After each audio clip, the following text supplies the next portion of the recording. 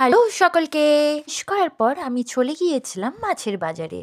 করেছিলাম গোটা সিদ্ধ এবং বাসি ভাতের কথা। বাসি ভাতে শুধু গোটা সিদ্ধই থাকে না, তার সাথে মাছ এবং আরও অনেক কিছু ভাজা, সবজি সবকিছুই থাকে। মানে আজকে মাছের বাজারে বেশি ভিড় ছিল। অনেকে আবার বলে থাকে আজকে মাছের পরব। তো মাছ দেখে মনে হচ্ছে কোনটা ছেড়ে কোনটা নেই। পরব বলে এই সময়ে দামও ছিল চড়া। মাছ তো রান্না হবে না, হবে রাতের বেলাতে, কিন্তু তার জন্য আগের থেকে কিনে রাখতে হবে, না হলে মাছ রান্না করা অসুবিধে হয়ে যাবে এবং মাছগুলোও পাওয়া যায় না। কারণ এই সময় নাকি এতটাই মাছের বাজারে ভিড় থাকে যে মাছ নিমেষেই শেষ হয়ে যায়। সুন্দর ইলিশ আর ভেটকি মাছের আমদানিও হয়েছিল, দেখতে এতটাই সুন্দর লাগছিল। আমি একবার ঘুরে ঘুরে দেখে নিচ্ছিলাম কোথায় কি মাছ কাটা হচ্ছে। আমাদের খুব সামনে বাজার বলে মাছ নিতে এতটা অসুবিধা হয় না। আরও সকালে যদি আসতে পারতাম তাহলে আরও ভালো মাছ পাওয়া যেত। দেখুন ইলিশ মাছটা কি সুন্দর, কত রকমের কত ধরনের মাছ এরা রেখেছে। দাদাগুলোর ব্যবহার এত সুন্দর, এরা আবার আমাকে হেল্প করে দিচ্ছিল মাছগুলোকে দেখাবার জন্য। এক দাদা আমাকে এই জায়গাতে নিয়ে গেল। দেখো কি সুন্দর মাছগুলো জলের মধ্যে আছে, কি সুন্দর লাগছে মাছগুলোকে দেখতে। এবারে প্রচুর মাছের আমদানি হয়েছে। এরপর আমি মাছ নিয়ে ফিরে এসেছিলাম আমার বাড়িতে। তারপর একটা আস্ত গোটা রুই মাছ নিয়ে এসেছিলাম। আমি চেষ্টা করছিলাম যাতে ওদের মতো আমিও কেটে নিতে পারি, তাই মাছটাকে কেটে নিয়ে আসিনি, নিজে কাটবো বলে। একটা খুব ভালো এক্সপিরিয়েন্স আমি করলাম। শুধু একটা এক্সপিরিয়েন্স না, সরস্বতী পুজোতে অনেকগুলো এক্সপিরিয়েন্স আমার একসাথে ঘটে গেছে। ভালো করে ছাড়িয়ে নিচ্ছিলাম যাতে আঁশটা না লেগে থাকে।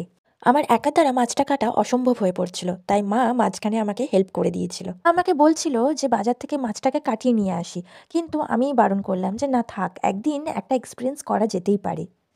এরপর আমি চেষ্টা করছিলাম মাছটা কাটার জন্য, কিন্তু আলটিমেটলি পুরো মাছটা আমি কেটে উঠতে পারিনি।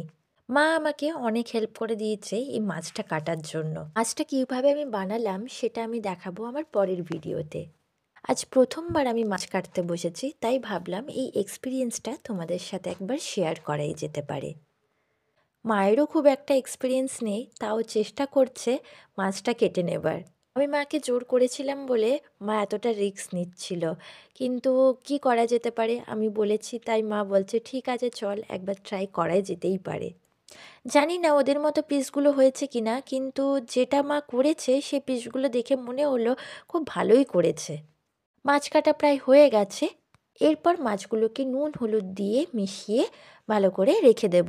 এরপরে মা নুন হলুদ মাখাচ্ছে এবং যে ডিমটা বেরিয়েছে মা সেটাও নুন হলুদ মাখিয়ে রেখে দিচ্ছিল।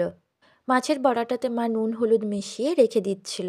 এখন রান্না হবে না, রান্নাটা হবে রাতের বেলায়, কিন্তু মাছগুলোকে ভেজে রেখে দেব, না হলে মাছগুলো নষ্ট হয়ে যেতে পারে। আর শুধু তাই নয়, মা সকাল থেকে প্রায় অনেক কাজই করেছে, তাই এখন থেকে কিছুটা কাজ যদি এগিয়ে রাখে তাহলে রাতের বেলায় রান্নাটা একটু কম করতে হয়। মা মাছটাকে ভাজতে শুরু করে দিয়েছে। একটা দিনের সরস্বতী পুজোতে বাঙালিদের কতই না আয়োজন থাকে। সকাল থেকে উঠে যেন কাজের কোনো শেষ নেই, একটার পর একটা কাজ করতে পারলেই হচ্ছে। মাছগুলো কি সুন্দর লাল লাল করে ভেজেছে দেখুন। সমস্ত ভাজাই কমপ্লিট, শুধুমাত্র মাছের মাথাটা লাস্টে মা ভেজে নিল। জানেন তো বাসি ভাতের দিন শুধু মাছ নয় আরও সবজি অনেক হয়েছিল, কিন্তু সেগুলোর ভিডিও করে উঠতে পারিনি, কারণ আমিও খুব টায়ার্ড ছিলাম। দেখুন মাছগুলো ভাজা প্রায় আমার কমপ্লিট হয়ে গেছে। আর একদিকে মা মাছের বড়াটাও ভেজে নিয়েছিল। মাছের সাথে সাথে মাছের বড়াটা খেতেও খুব সুন্দর লাগে। নেক্সট ভিডিওতে নিয়ে আসবো মাছটা কিভাবে আমরা কুক করেছিলাম। ততক্ষণের জন্য টাটা।